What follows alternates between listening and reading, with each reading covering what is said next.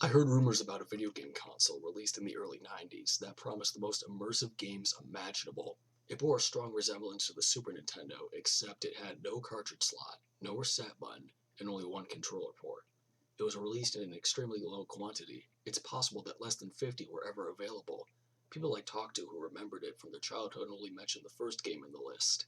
Other games were included on the console, but this one was, they say, the perfect game. Lifelike graphics and sound, even by today's standards, an endless supply of new, fun content, solid gameplay. The controls were responsive to the point of precognition, they recall, and the single controller port was all that was necessary. The NPCs in the game were smart enough to be just as entertaining as real players.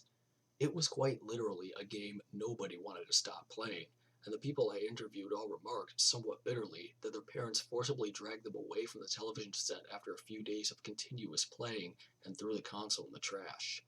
I was intrigued by what I knew so far, so I went looking for more people who remember this relic of gaming history. I searched high and low for anybody besides the handful of people I had already talked to, and after a month of painstaking investigation, I found two independent accounts. They had a much harder time remembering the specifics of the console, but I was able to jog their memory by repeating what I had in my notes. I could see their eyes light up a little, remembering the perfect game, but both of them said that's not all the game, could do. Both of them said the interface was complete, and I inquired what exactly they meant. After a few days, apparently, the game started to have a positive psychological effect. It was as if the actions done in game were giving the player exercise, and the player was able to go without food and water, seemingly drawing sustenance through items collected in the levels. However, after a couple of days, they'd played the game continuously for a week by this point, they started feeling the damage done to their in-game player character. The pain was small at first, only a slightly forceful reminder to be more attentive. After a short time, though, the pain started getting intense, and the weariness of the constant action was taking its toll on them. The game was still perfect. It was better than any high you can imagine, one of them said, but it was becoming physically exhausting to play, and they couldn't tear themselves away from it. I was almost done with one level, and I was fighting a boss that used a whip, the other interviewee said. I remember the whip was a one-hit kill and I had to start the level over, but I remember the searing pain where it lashed across my arm. He then unbuttoned the sleeve on his shirt, and I could see a scar twisting around his arm. Yeah, it was getting that bad.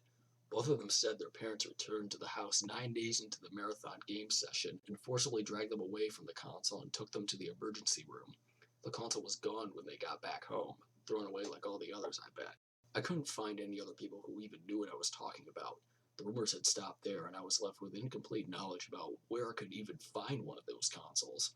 A sense of dread settled in the back of my mind, though, and I thought it was necessary to pore through newspaper archives from that period. I was trying all sorts of variations on bootleg console in an online database search, and what I finally stumbled upon was shocking. There were 15 separate incidents of people found dead in their homes, sitting in front of their TVs with a bootleg-looking console hooked up to it. They had a butchered appearance, most commonly, with some found in pieces, and the autopsies revealed that their internal organs had dissolved. One article remarked that the TV was just displaying static, and that they could not get the console to power on.